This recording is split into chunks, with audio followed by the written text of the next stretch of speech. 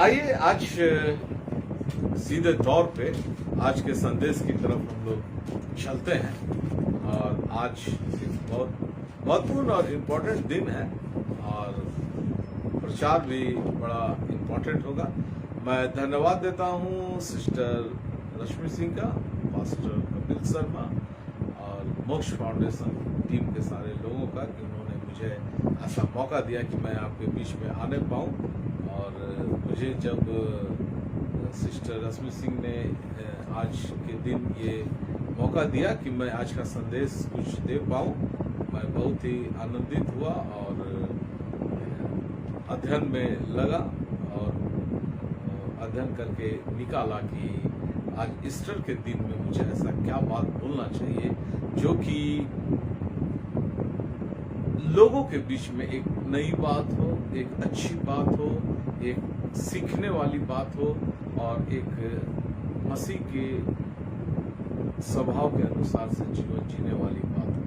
तो आइए इसके लिए हम लोग निकालेंगे लूका रचित सुसमाचार 24 अध्याय 1 पद से लेकर 12 पद तक सूची पढ़ दीजिए। परंतु सप्ताह के पहले दिन बड़े भोर को वे उन सुगंधित वस्तुओं को जो उन्होंने तैयार की थी लेकर कब्र पर आई। उन्होंने पत्थर को कब्र पर से रोका हुआ पाया। फिर भीतर जाकर प्रभु यीशु का शव ना पाया।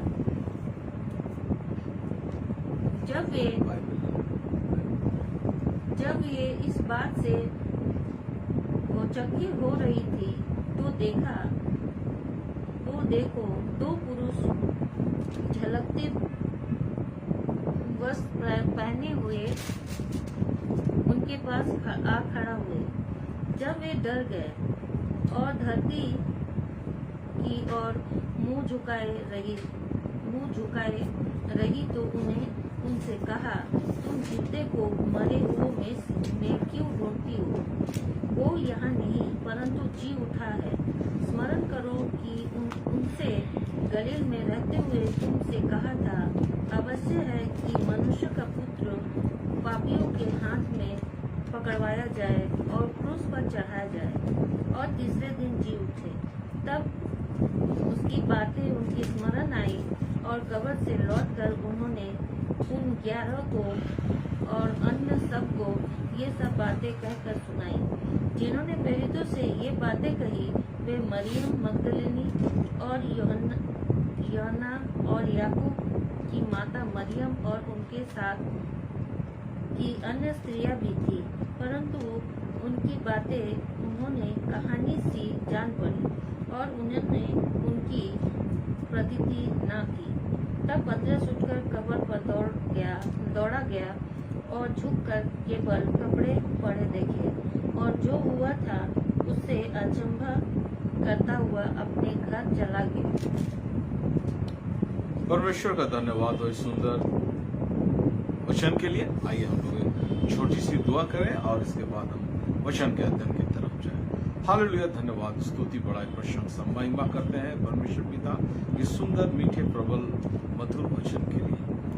परमेश्वर पिता अपने वचनों के द्वारा अनेक प्रकार से हमें समझाया है। परमेश्वर पिता आप अपने आप को प्रकट किए हैं, आपने अपनी योजनाओं को समझाया है, आपने अपने तरीकों को समझाया है और हमारा काम है कि हम आपके वचन में ढूंढें, समझें, पढ़ें, मनन करें और आपको और ज्यादा नजदीक से जानने पाए, आपके और ज्यादा करीब आने पाए और पवित्र आत्मा से अपने आप को भरने पाए।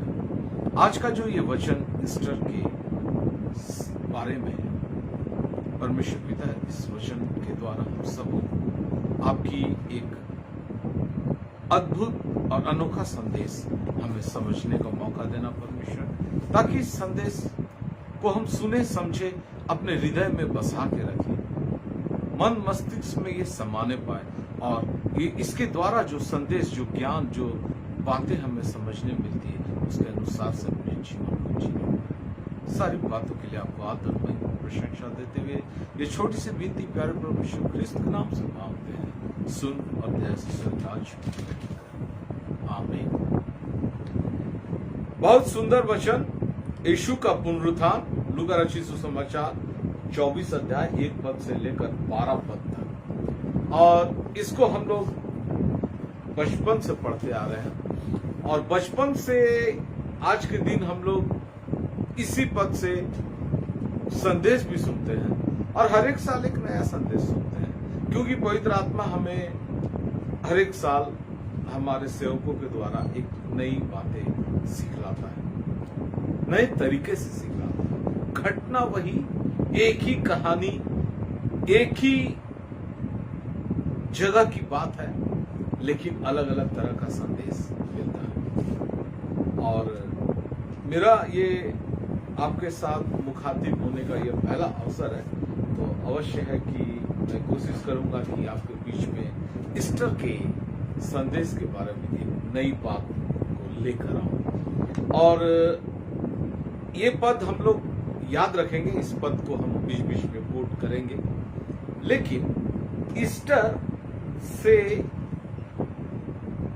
क्या सीख मिलती है हमको? ये ईस्टर में जो ये घटना घटी, शुक्रवार को हम लोग गुड फ्राइडे का त्योहार मनाए, और उस दिन यीशु मसीह की मृत्यु हुई क्रूस में, वो गाड़ा गया, और तीसरे दिन आज के दिन वो जीवित हुए, और आज के दिन उनका जीवित होना हमारे जीवन में किस तरह का संदेश देता है, किस तरह का प्रभाव डालता है, इस घटना से हम क्या सीख सकते हैं? ये घटना सिर्फ एक कहानी की तरह है हमारी जिंदगी में कि हाँ, यीशु मसीह आज जिंदा हुए थे। कोई पूछता है तो आज आप लोग ये त्योहार क्यों मनाते हैं? हाँ, तो यीशु मसीह शुक्रवार को मारे गए थे, गाड़े गए थे, और आज के दिन वो जिंदा हुए थे।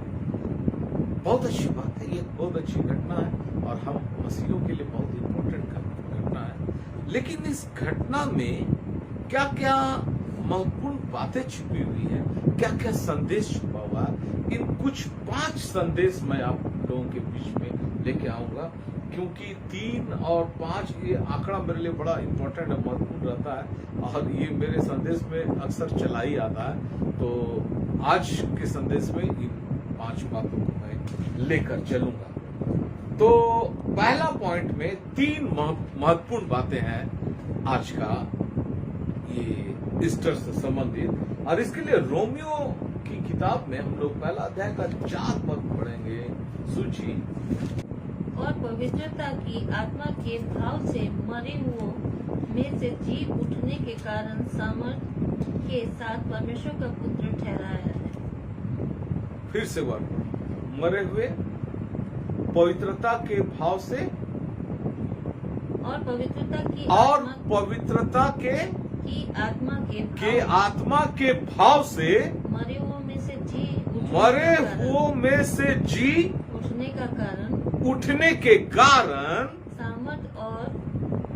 सामर्थ के साथ परमेश्वर का पुत्र ठहरा। सामर्थ के साथ परमेश्वर का पुत्र ठहरा, यानी आज का घटना से पहला चीज जो हम सीख रहे हैं, आज प्रभु यीशु मसीह मरे हुए में से जी उठने के कारण परमेश्वर का पुत्र ठहरा।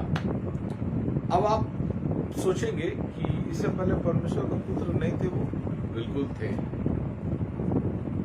उनको इस बात को इस धरती पर रहते हुए परमेश्वर की सारी योजनाओं को पूरा करके साबित करना था। हम लोग देखिएगा अक्सर बोलते हैं, मेरे पिताजी हम लोग को बोलते थे, या हम लोग अपने बच्चों को बोलते हैं, कोई वो बहुत बढ़िया काम करके आता है, आज तुम मेरा बेटा वाला काम किया, मेरा बेटा है जैसा। तो ये पुत्र तो वो शुरू से था, जब वो जन्म लिया उससे पहले से कहा जा रहा वो परमेश्वर का पुत्र होगा, परमेश्वर का पुत्र होगा जो जन्म लेने वाला है। लेकिन वो पुत्र को कहलाने वाली बात को, पुत्र बनने वाली बात को जी उठने के द्वारा साबित कर दिया। यानी परमेश्वर ने जितनी बातें तय की थी उनके जीवन में घटेगी, उन सारी घटनाओं को यीशु मसीह ने हंसते हुए अंजाम को दिया। और जो चीज आप क्रूस की वाणी को सुने होंगे, पूरा हुआ। यीशु मसीह ने अपने कार्य को पूरा किया। उसके बाद जी उठने का कार्य परमेश्वर को पूरा करना था, वो पूरा हुआ। और इसके बाद प्रभु यीशु मसीह पुत्र ठहरा, अपने पुत्रता को उन्होंने साबित किया। इसमें एक बात और छिपी हुई है। अगर उन्होंने साबित कर दिया, यानी ये इसका ये मतलब, और एक मतलब है इसका कि उन्होंने ये साबित कर दिया कि वो खुदा है, परमेश्वर का पुत्र तो परमेश्वर ही होगा। मेरा बेटा अर्पण और आकाश है, हम कहीं बोलेंगे कि ये मेरा बेटा है अर्पण आकाश और ये इंसान है, ऐसा तो नहीं बोलेंगे। इंसान का बच्चा इंसान ही होता है। परमेश्वर का पुत्र जो है उन्होंने साबित कर दिया, यानी उन्होंने ये साबित कर दिया कि वही परमेश्वर है। आज की पुनरुत्थान की घटना का पहला पॉइंट आपके सामने में मैं जो रखने जा रहा हूं, आज प्रभु यीशु मसीह ने यह साबित कर दिया कि वो परमेश्वर है। वो कह रहा था वो परमेश्वर है, शुरू से है, वो ये बात बताने की जरूरत नहीं है। लेकिन ये जो घटनाक्रम घटी और ये घटना शरीर के रूप में यीशु मसीह जो इस जगत में आए, ये घटना तो घटना ही था, ये होना था, ये बहुत आदि से तय था, ये घटना को घटना था। लेकिन ये घटना अच्छी तरह से संपन्न हुआ और इससे यीशु मसीह ने यह साबित कर दिया कि हाँ वो परमेश्वर है। क्योंकि बहुत सारे धर्मों के लोग, बहुत सारे सांसारिक लोग यीशु मसीह को मानते हैं। कुछ क्रिश्चियंस में ऐसे पंथ हैं जो यीशु मसीह को मानते हैं लेकिन परमेश्वर के तौर पे नहीं मानते, और यही सबसे बुरी और गलत बात है। आज हम लोगों को ईस्टर में ये संदेश है, वचन के तरफ से ये महत्वपूर्ण और खास संदेश है कि वो परमेश्वर का पुत्र है और वो खुद परमेश्वर है। ये पहला संदेश है। दूसरा पॉइंट रोमियो 4 अध्याय का 24 और 25। वरन हमारे लिए भी उनके लिए विश्वास धार्मिकता गिना जाएगा, अर्थात हमारे लिए जो उस पर विश्वास करते हैं, उसने हमारे प्रभु यीशु को मरे हुओं में से जिलाया। वो हमारे अपराधों के लिए पकड़वाया गया और हमारे धर्मी ठहराने के लिए जिलाया भी गया। यहाँ पर एक चीज कहा जा रहा है, वो मारा गया, गाड़ा गया और जिलाया गया। इस पे जो हम विश्वास करते हैं, ये विश्वास करना हमारे लेखा में लिखा जाएगा कि हम धर्मी हैं। यही लिखा हुआ सोचिए, हमारे लिए ये विश्वास धार्मिकता गिना जाएगा। अब्राहम की तरह आप एक बार पढ़िएगा, उसी 4:3 में पढ़िए, सोचिए। पवित्र शास्त्र क्या कहता है? ये कि अब्राहम ने परमेश्वर पर विश्वास किया और ये उसके लिए धार्मिकता गिना गया। ये उसके लिए धार्मिकता गिना गया। इसका एक विश्वास, इसका एक प्रचार जो संदेश है वो मेरे सोशल मीडिया में मैं डाउनलोड किया हुआ हूँ, आप कभी भी सुन सकते हैं। धार्मिकता गिना जाना, मेरे लेखे में धार्मिकता गिना जाना। अब्राहम को परमेश्वर एक देश से निकलने बोला, चल मैं तुझे एक देश दूंगा। अभी कुछ नहीं पता उसको, कहाँ जाना, कैसे जाना, वो देश क्या होगा, कैसा होगा, कोई सवाल नहीं किया अब्राहम, और चल दिया परमेश्वर पर विश्वास करके। ये विश्वास उसके लिए धार्मिकता गिना गया। और आपको पता है ये धार्मिकता गिना जाना अब्राहम के लेखे में, ये बात इतनी बड़ी हुई कि परमेश्वर ने उसे अपना मित्र कहा, परमेश्वर उससे बातें करता था। परमेश्वर पूरी बाइबल में अब्राहम के वंश से प्रभु यीशु मसीह को आना था। अब्राहम का कद कितना बड़ा किया परमेश्वर। पहला पॉइंट प्रभु यीशु मसीह के लिए था, दूसरा पॉइंट हमारे और आपके लिए है।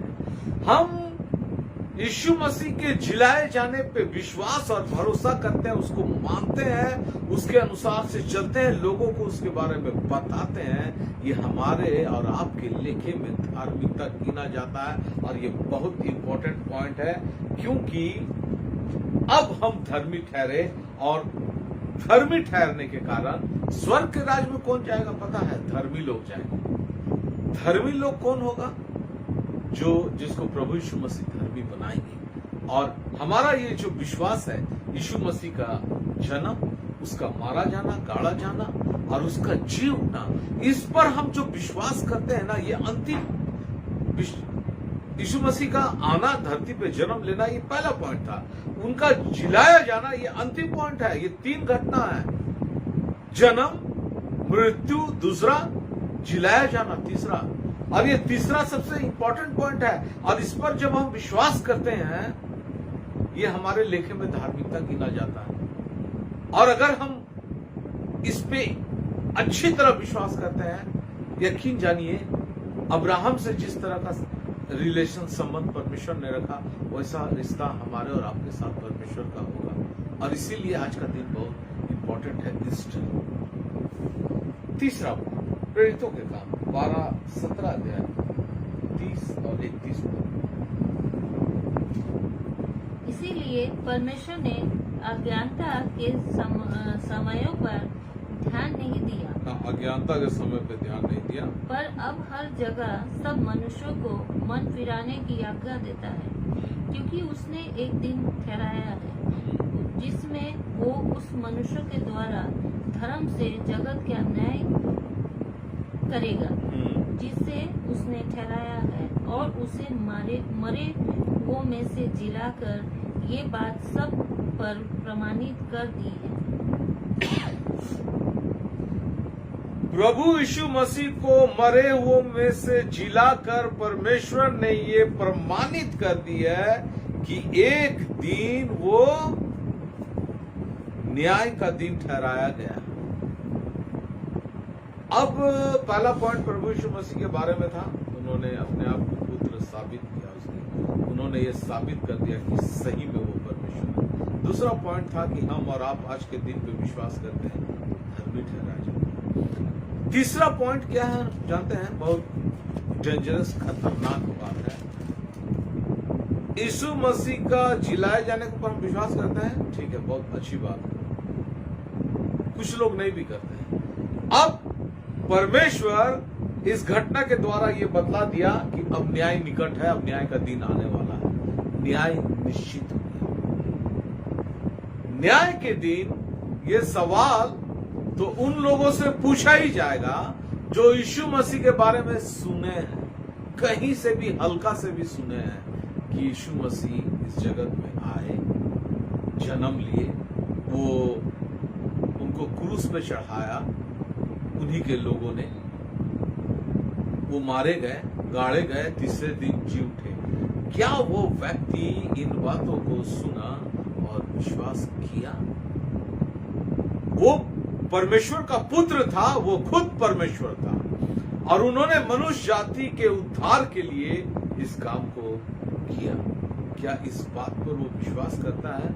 न्याय के दिन ये बात तो पूछा जाएगा। हम और आप कलीसिया में सिर्फ इसीलिए गए थे कि हम आज के दिन को सेलिब्रेट करेंगे, ईस्टर को एंजॉय करेंगे, अच्छे कपड़े पहनकर, अच्छे पकवान बनाकर, चर्च में अच्छे अच्छे गानों को गाकर और बहुत आनंदित होकर, या हमारे अंदर में न्याय का दिन के बारे में चिंता है?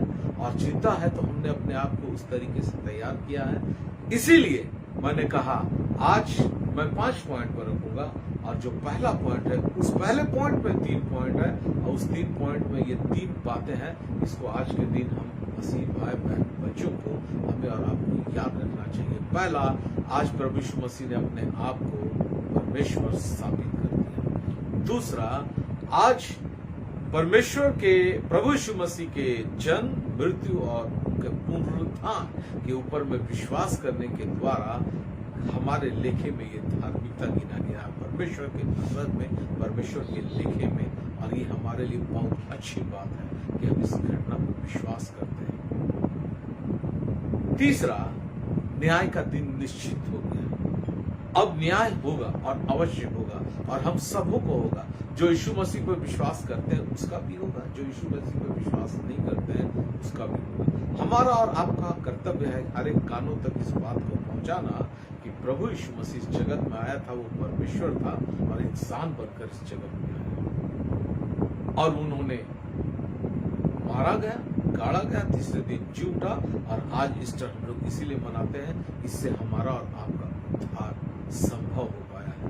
ये बात बतलाना, लोगों तक पहुंचाना, तब हमारा ईस्टर कारगर होगा। पहला पॉइंट है। दूसरा पॉइंट, शैतान ने पुनरुत्थान के सत्य पर आक्रमण किया। मैं क्यों आज इस पॉइंट को आपको समझा रहा हूं कि हम लोग इस विषय पर विश्वास करने के कारण धर्मी ठहरे हैं, क्योंकि शैतान लोग इस बात को विश्वास ना करने पाए, इसीलिए इस सत्य के ऊपर में आक्रमण उसी दिन से कर दिया था और आज तक कर रहा है, ताकि हम और आप इस बात पर विश्वास ही ना करें कि यीशु मसीह परमेश्वर है, यीशु मसीह परमेश्वर का पुत्र है, यीशु मसीह इस जगत में जन्म लिया था, यीशु मसीह क्रूस पे मारे गए थे, यीशु मसीह तीसरे दिन जी उठे, आज परमेश्वर के दाहिने बैठे हुए हैं हमारा और आपका उद्धार करने के लिए, और एक दिन हमारा न्याय करेंगे। इन सारी बातों पर विश्वास ना करें, और इसीलिए शैतान प्रभु यीशु मसीह के पुनरुत्थान पर आक्रमण किया था, इस सत्य के ऊपर। वो प्रभु यीशु मसीह के जन्म के समय भी आक्रमण किया था, और ये वो पहला प्रयास था उसका कि जन्म को टाल सके, लेकिन वो टाल तो नहीं पाया। लेकिन ये अंतिम चीज को भी वो रोकना चाहता था, यीशु मसीह के क्रूसीफाई को भी वो रोकना चाहता था कि यीशु मसीह किसी भी तरीके से मरे, उनका मृत्यु क्रूस पे ना होना चाहिए, बलिदान के तौर पे, और वहां भी वो असफल हुआ। और ये तीसरा वो प्रयास किया कि लोगों को ये समझाए कि यीशु मसीह जिंदा ही नहीं हुए, उस पर भरोसा ना करे, और इसीलिए वो पुनरुत्थान के सत्य के ऊपर भी आक्रमण किया। तो पहला झूठ जो था वो मत्ती 28 अध्याय का 11 से 15 पढ़िएगा, सोचिए। वे जा ही रही थी कि परियों में से कुछ ने नगर में आकर पूरा हाल प्रधान याजकों से कहा, क्या सुनाया। तब उन्होंने पुरियों के साथ इकट्ठे होकर सम्मति की और सिपाहियों को वो चांदी देकर कहा, ये कहना कि रात को जब हम सो रहे थे तो उसके चेले आकर उसे चुरा ले। बस यही तक। यानी जो पहरुए थे, जो गार्ड था, जो कब्र के ऊपर में पहरा ठहराया गया था रोमी शासकों के द्वारा, जब यीशु मसीह कब्र खुला हुआ था, सारा कहानी आप पढ़ लिए, यीशु मसीह जीवित हो गए, अब यीशु मसीह का बॉडी वहां था नहीं, और वो लोग भयभीत हो गए कि अब रोमी साम्राज्य को क्या जवाब देंगे। तो उन्होंने अपने ऊपर के शासकों से जाके बात किया, और उन्होंने कहा कि तुम एक काम करो, उन्हें कुछ पैसे दिए और बोले कि तुम एक काम करो, ये र्यूमर तुम फैलाओ पूरे यहूदिया में, पूरे इस्राएल में, कि यीशु मसीह के चेले आकर यीशु मसीह का जो बॉडी है, जो लाश है, उसको चुरा लेंगे। जब हम लोग सो रहे थे उसी वक्त आके चुरा लेंगे, और ऊपर के बड़े शासक जब पूछेंगे तो हम लोग बात को संभाल लेंगे, तुम लोगों को डरने का जरूरत नहीं। अब ये बात उस लास्ट में क्या लिखा हुआ सोचिए, ये बात आज तक यहूदिया में प्रचलित है। आज तक ये बात आज तक यहूदियों में प्रचलित है। ये बात आज तक यहूदियों में प्रचलित है। ये बात जिस समय बाइबल लिखा जा रहा था उस समय कहा जा रहा है। आपको मैं बता देता हूं, आज तक इजराइल, आज तक यहूदी और दूसरे धर्म के लोग भी ये मानते हैं कि यीशु मसीह का वो जी नहीं। हमारे मुस्लिम भाइयों भी यही मानते हैं, उनके भी धर्म शास्त्रों में ऐसा लिखा हुआ है।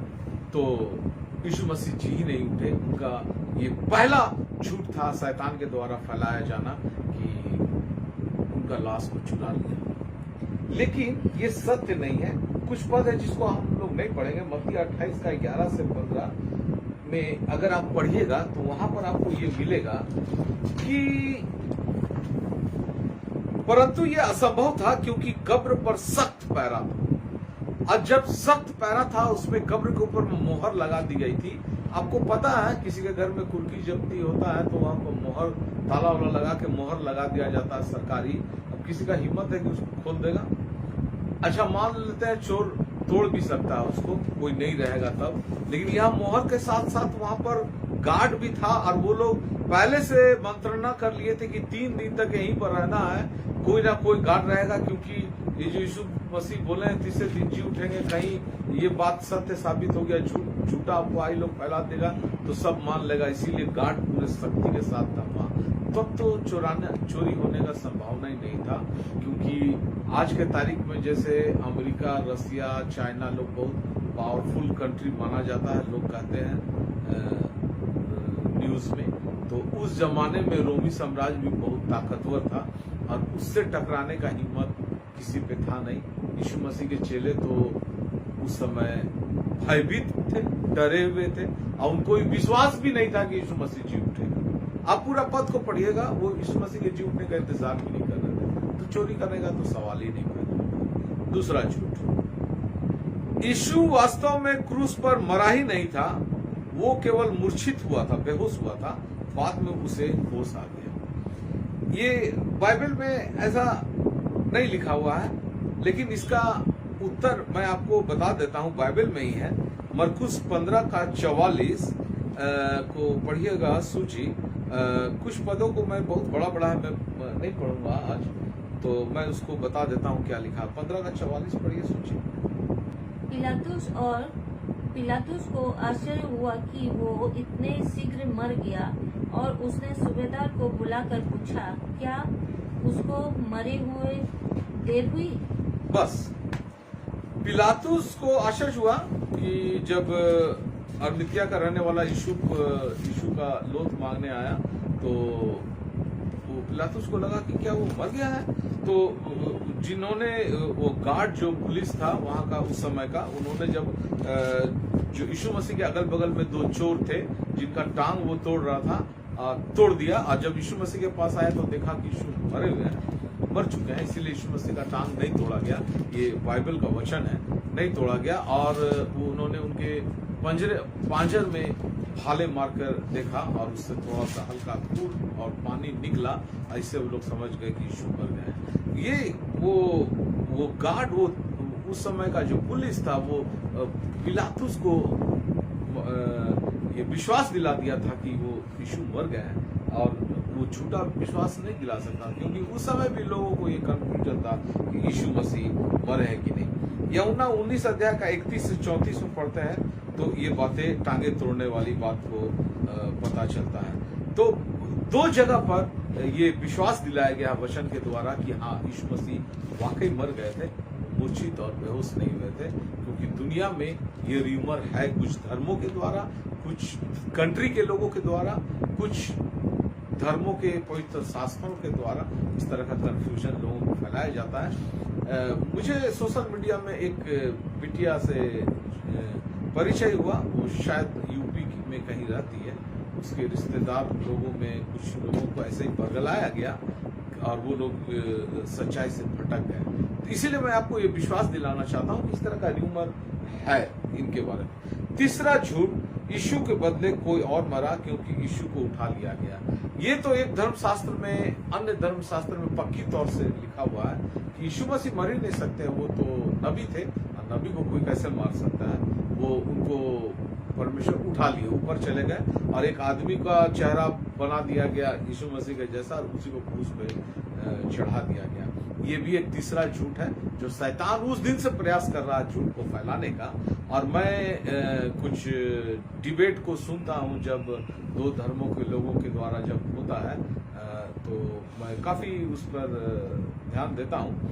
तो इस डिबेट को मैंने बड़ी अच्छे से सुना कि अगर परमेश्वर को यीशु मसीह को जिंदा ही उठा लेना था, तो दूसरा आदमी को मारने का क्या जरूरत था कि दूसरा आदमी को यीशु बनाकर मार डाले जिसका कोई भी दोष नहीं है। उठा लेता यीशु मसीह, गायब हो जाते।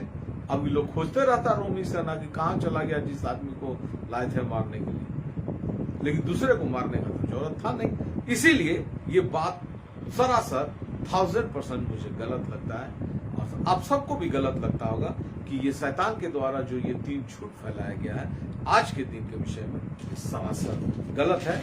यीशु मसीह वाकई आज के दिन, ईस्टर के दिन जी उठे थे, और हमारा और आपका विश्वास इस पर कायम है।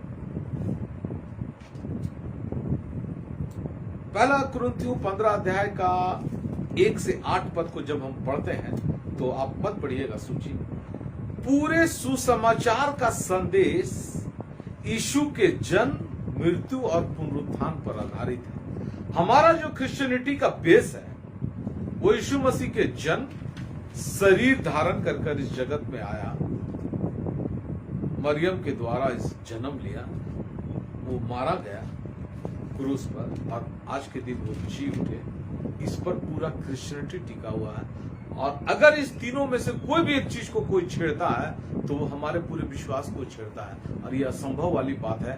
पूरा नया नियम धर्मशास्त्र मेरा इसी तीनों विषय पर टिका हुआ है। अब पुराने नियम को भी पढ़िएगा आप तो इसी पर टिका हुआ है कि यीशु मसीह का जन्म लेना, मसीहा को आना इस जगत में, उसका मारा भी जाना जरूरी है और उसका जी उठना भी जरूरी है। पूरा धर्मशास्त्र इस बात की गवाही देता है। इसीलिए हमको और आपको इस बात से कोई हिला और डिगा नहीं सकता है।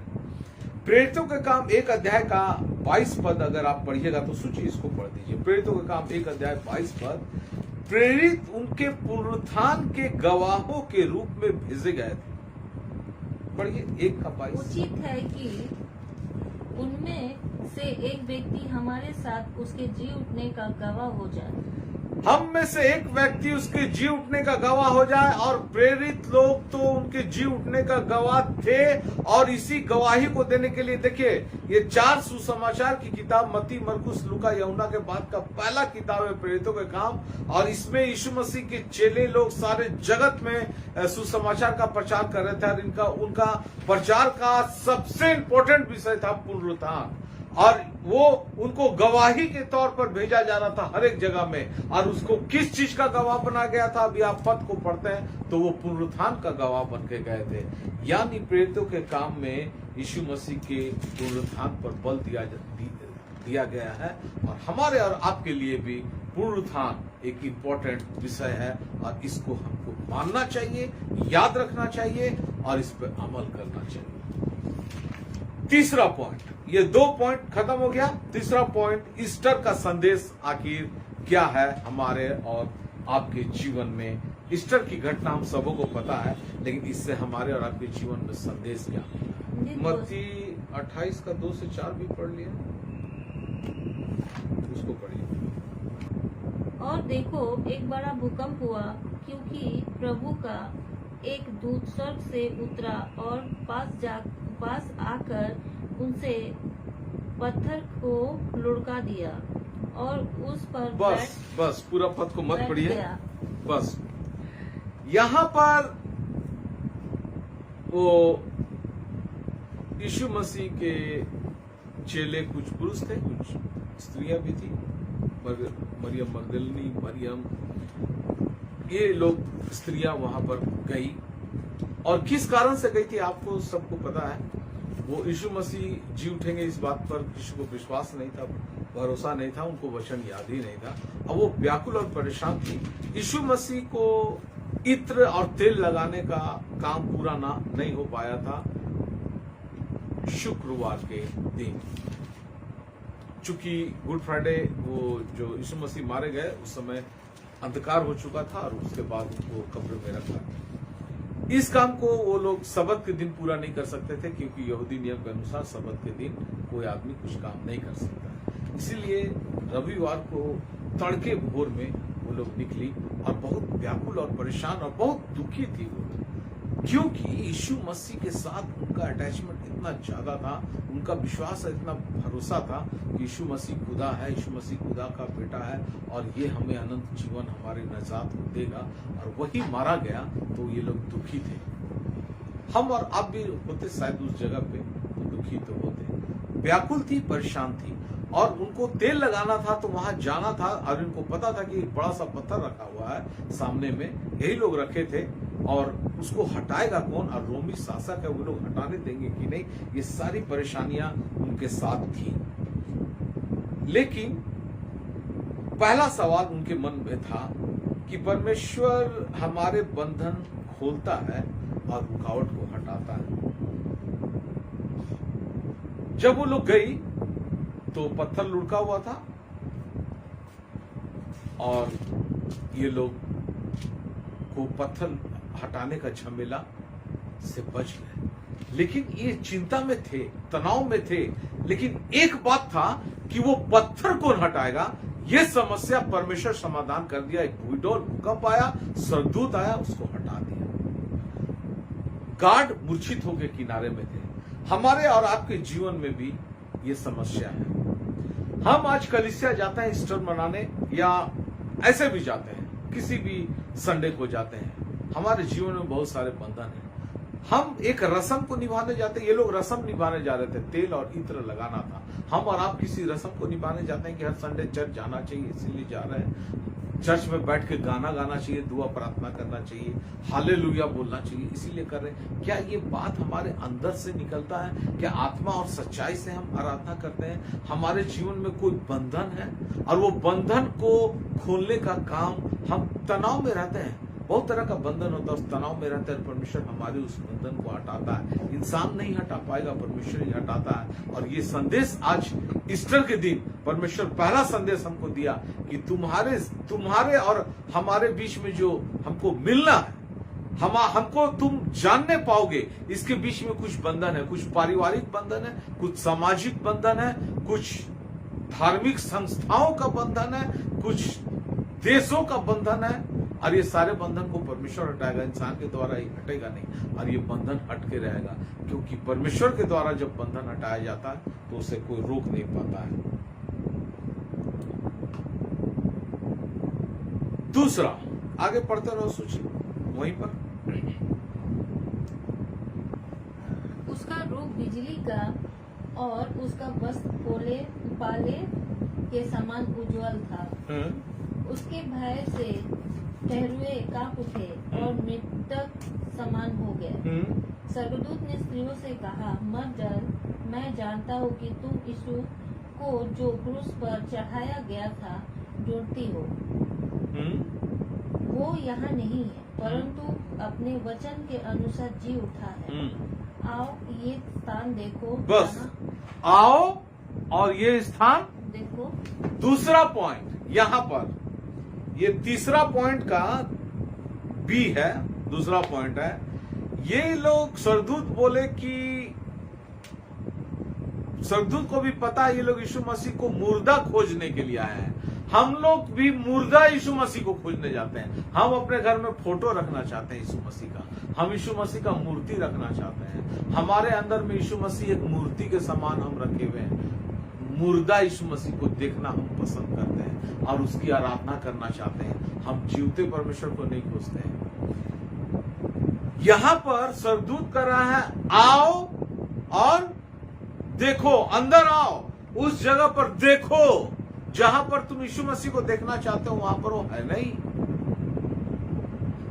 आज कलीसिया में बहुत सारे लोग कलीसिया आना चाहते हैं। हमारा और आपका काम है उसको लाना। आओ, तुम दुख में हो, आओ, तकलीफ में हो, आओ, बीमारी में है, आओ और देखो हमारा यीशु मसीह क्या कर सकता है। वो मुर्दा नहीं, जीवतों का परमेश्वर है। देखो तो सही उसके पास क्या क्या आश्चर्यक्रम है, उसके पास क्या क्या सामर्थ्य है। आओ, आज ईस्टर का संदेश है, आओ और देखो। देखो वो जीवता परमेश्वर है। वो मर गया था, फिर जी उठा है और उसके जीने के पीछे, जी उठने के पीछे रीजन है, एक कारण है। और तीसरा पॉइंट वहीं पर है सूची। और आगे पढ़ो। आओ और देखो। आओ ये स्थान देखो। हाँ? जहाँ प्रभु पड़ा था। हाँ? और शीघ्र जाकर उसके चेलों से कहो। बस शीघ्र जाकर चेले को कहो। तीसरा पॉइंट है जाओ, जाकर माने जाओ और चेले को कहो माने कहो, बताओ। आप कलीसिया में आए, आप मसीहत में आए हैं, आपके जीवन में क्या परिवर्तन हुआ, क्या गवाही आई है, आपने क्या चंगाई को पाया, आपने क्या आशीषकरण को देखा है, आपका जीवन कैसे बदला है, ये बात जाकर लोगों को बताओ। ईस्टर का ये संदेश है, ईस्टर का संदेश है, तुम्हारे सारे बंधन परमेश्वर खोलेगा, पहला पॉइंट। दूसरा पॉइंट, आओ यीशु मसीह के पास आओ, परमेश्वर के पास आओ और देखो वो कैसा सर्वशक्तिमान परमेश्वर और क्या क्या कर सकता है। तीसरा पॉइंट, जाओ और जाकर सारे जगत के लोगों को बताओ कि हमारा प्रभु यीशु मसीह कैसा महान है। वो बताने नहीं देंगे, वो रुकावट डालेंगे। शैतान जब रोकना चाहता है हर एक चीजों को, वो भी रोकना चाहेंगे, लेकिन हमारा और आपका काम है बतलाना, क्योंकि बंधन तो परमेश्वर खोलेगा, वो पत्थर तो परमेश्वर हटाएगा जो उसके दिल और दिमाग में बैठा हुआ है। और ये है ईस्टर का महत्वपूर्ण और इंपॉर्टेंट। पांचवा पॉइंट, पुनरुत्थान का अर्थ। पुनरुत्थान का अर्थ क्या है? पुनरुत्थान का अर्थ है, नहीं पढ़ेंगे सूची, दूसरा तीमुथियों 1 अध्याय का 10 पद में है, निकाल लिया है। दूसरा तीमुथियों 1 का 10, अंतिम बैरी मृत्यु का नाश किया गया, पर अब हमारे उद्धारकर्ता यीशु मसीह के प्रकट होने के द्वारा प्रकाशित हुआ, जिसने मृत्यु का नाश किया और जीवन और अमरता को उस सुसमाचार के द्वारा प्रकाशमान कर दिया। बस सूची, बस आगे मत पढ़िए। इस दुनिया का, बाइबल का 2 महत्वपूर्ण घटना है, रचना करना सृष्टि का, और दूसरा यीशु मसीह का पुनरुत्थान। यीशु मसीह का पुनरुत्थान होना और मृत्यु का नाश होना था, वही अदन की वाटिका में मृत्यु प्रवेश किया था। शैतान के द्वारा मृत्यु ने इस संसार में प्रवेश किया था, और यही आज के पुनरुत्थान के द्वारा मृत्यु का नाश हो गया। और कहा जाता है, हे मृत्यु तेरा डंक कहाँ रही, मृत्यु खत्म। और ये मृत्यु का नाश हो जाना, ये पहला पॉइंट है पुनरुत्थान का अर्थ का। और दूसरा अर्थ है, यीशु मसीह जी उठे तो परमेश्वर कहते हैं जैसा प्रभु यीशु मसीह जी उठे हैं, उसी तरह अगर हम मर भी गए तो एक दिन हम भी प्रभु में जी उठेंगे और उस स्वर्ग के राज में जाएंगे। ये है ईस्टर का अर्थ, ये है पुनरुत्थान का अर्थ। आज ईस्टर के दिन मृत्यु का नाश हो गया, और जो जीते रहेंगे न्याय के दिन में, जो जिंदा रहेंगे वो बदल जाएंगे और न्याय के दिन में स्वर्ग के राज में प्रवेश करेंगे, जो मसीह के विश्वास में बने हुए हैं। और जो मर चुके हैं वो फिर से जी उठेंगे, क्योंकि मृत्यु को नाश कर दिया गया है, और हम फिर से जी उठेंगे और स्वर्ग के राज में जाएंगे। ये है पुनरुत्थान का अर्थ। और पांचवा और अंतिम पॉइंट है, आज के संदेश में 3 भावनाएं हैं। पहला दुख, दूसरा भय और तीसरा आनंद। आप जब इसको पढ़िएगा, जो हमने लूका का किताब को पढ़ा, यीशु मसीह के चेले और मरियम, मगदलीनी मरियम, जितने भी शिष्या थी, सब दुखी थे। पहला पॉइंट, दुखी थे। दूसरा, भयभीत थे। यीशु मसीह के कब्रिस्तान में जा रहे थे तो रोमी साम्राज्य के लोग मिलने देंगे कि नहीं। तीसरा भावना वहां पर आया कि जब स्वर्गदूत ने उनको वचन याद दिलाया, क्योंकि उनको वचन ही याद नहीं था। वचन याद दिलाया, क्या तुमको वचन याद दिलाकर हल्का सा प्रेम पूर्वक डांटा, क्या तुम्हें याद नहीं उसने कहा था कि मैं पकड़वाया जाऊंगा, मैं मारा जाऊंगा, क्रूस पे गाड़ा जाऊंगा और तीसरे दिन जी उठूंगा। क्या तुम्हें याद नहीं? वो यहां नहीं है, वो तो जी उठा। और तब उनका ये दुख और भय आनंद में बदल गया, और वो तुरंत आनंद के साथ दौड़ते हुए गई और यीशु मसीह के 11 चेलों को बताई। वो फिर भी विश्वास नहीं किए।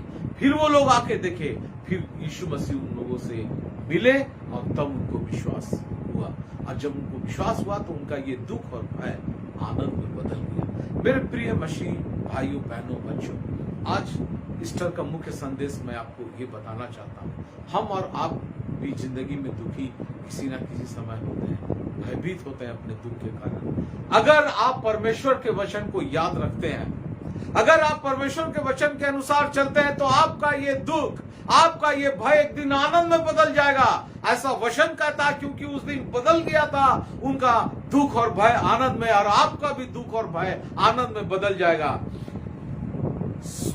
सरदूत ने कहा, तुम्हें याद नहीं, प्रेम से डांटा, और उसने कहा कि पुत्र, मनुष्य का पुत्र मारा जाएगा और तीसरे दिन जी उठेगा, और ये बात उसे आनंद में बदल दिया। हमारे और आपके जीवन में भी कुछ चिंताएं होती हैं। क्या क्या चिंताएं होती है मैं बताता हूं। हमारे पास भोजन की चिंता है, क्या आप खाएंगे, क्या पहनेंगे, क्या पिएंगे, कैसे घर में रहेंगे। वचन क्या आपको याद है? अगर आपको वचन याद है तो आप इस चिंता को नहीं करेंगे, आपका ये चिंता आनंद में बदल जाएगा। चिंता ना कर कि क्या खाएंगे, क्या पहनेंगे। तुम्हारा स्वर्गीय पिता जानता है कि तुम्हें इसकी आवश्यकता है। पहले तुम उसके राज और धन की खोज करो, तो ये सब वस्तुएं भी तुम्हें मिल जाएगी। ये वचन याद है आपको? अगर ये वचन आपको याद है, आज ईस्टर की घटना से मैं आपको याद दिलाना चाहता हूं। उनका खुशी आनंद में क्यों बदल गया था पता है? वचन उनको याद आया और उनको पता चल गया यीशु मसीह जिंदा हो गए। अगर आप इस वचन को याद रखें और मानते हैं, अगर ईस्टर का घटना सही घटना, यीशु मसीह सही जी उठा, शैतान आपको नहीं बरगला पाया है, कि इस झूठ को नहीं दबा पाया है, तो अगर आप परमेश्वर के वचन पर विश्वास करते हैं, मानते हैं, तो अगर आपकी ये चिंता, तो ये आनंद में बदल जाएगा। दूसरी चिंता, बीमारी मुझे बहुत खतरनाक हो चुकी है, बहुत लंबा बीमारी है। यीशु मसीह ने क्या कहा? हे पुत्री, ढाढ़स बात, तेरे विश्वास ने तुझे चंगा किया। आपको कोई दुनिया का कोई सेवक और प्रचारक चंगा नहीं कर सकता है, आपको दुनिया का कोई व्यक्ति चंगा कर नहीं सकता है। प्रभु यीशु मसीह ने कहा, तेरे विश्वास ने तुझे चंगा किया। प्रभु यीशु मसीह, परमेश्वर पवित्र आत्मा आपको चंगा करेगा, और चंगाई आपके शरीर में तब प्रवेश करेगा जब आपका विश्वास उस परमेश्वर पर, जिंदा परमेश्वर पर रहेगा। और ये वचन अगर आपको याद है, तो बीमारी आपका लंबा रह नहीं सकता है। आप उस चिंता और फिक्र और डर में नहीं जिएंगे। आपका ये डर और चिंता आनंद में बदल जाएगा, क्योंकि आपको ये वचन याद है। चिंता भारी परिश्रम का बोझ है जिंदगी में, नौकरी पाने का बोझ है, अच्छी जगह शादी होने का बोझ है, बच्चे अच्छे पैदा हो, बच्चों का अच्छी पढ़ाई हो, नौकरी हो, इसका बोझ है। वचन आपको याद है? ये सब परिश्रम करने वाले और बोझ से दबे हुए लोग मेरे पास आओ, मैं तुम्हें विश्राम दूंगा, असीम शांति दूंगा, असीम आनंद दूंगा। अगर आपको ये वचन याद है, तो आप बोझ में मत रहिए। आपकी जिंदगी में बहुत सारे समस्याएं और उलझने हैं, बहुत सारे काम बाकी है, और उम्र ढलता जा रहा है, और समय निकलता जा रहा है। आप चिंतित और परेशान ना हो, आपको ये वचन याद रखना होगा। हे सब परिश्रम करने और बोझ से दबे हुए लोगों, मेरे पास आओ, मैं तुम्हें विश्राम दूंगा। और बहुत सारे पद है जिसको समय के कारण मैं नहीं पढ़ना चाहता हूं, और बहुत सारी परेशानियों में कौन कौन सा वचन है आप याद कीजिएगा। आपकी हर परेशानी और हर एक दुख और तकलीफ में एक वचन परमेश्वर हमारे और आपके लिए रखा है, और उस वचन को याद रखिए, उस वचन पर गहन अध्ययन कीजिए, उस वचन को अपने जिंदगी में आत्मसात होने दीजिए, उस वचन के अनुसार से जिंदा रहिए, जीना सीखिए, और देखिए वो वचन के द्वारा आपका वो चिंता, वो बोझ, वो परिश्रम आनंद में बदल जाएगा, वो दुख आनंद में बदल जाएगा। परमेश्वर इस वचन के द्वारा आप सबों को, हम सबों को बहुतायत की आशीषों से भरे। ये ईस्टर आपके जीवन में ये ईस्टर आपके जीवन में एक परिवर्तन लाने पाए, आपके सारे चिंता, फिक्र, बोझ सारे कुछ आनंद में बदलने पाए।